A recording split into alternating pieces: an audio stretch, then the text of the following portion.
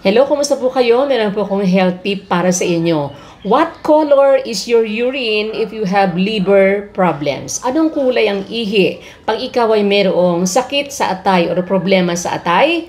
Urine that is dark orange, amber, dark orange yellow, cola-colored or brown can be a sign of liver disease. Kapag ang kulay po ng ating ihi ay ganyan, dark orange, parang amber or dark orange yellow o kaya cola-colored or brown, yan po ay senyales ng sakit sa atay.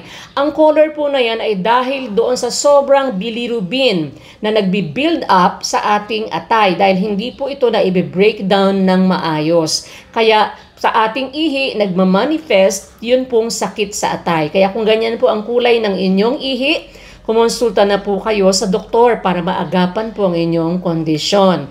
Kulay dark orange, kulay brown, yan po ang mga sintomas na ang ating atay ay mayroong problema. Sana po may natutuhan kayo. Don't forget to comment, follow, and share. Maraming salamat.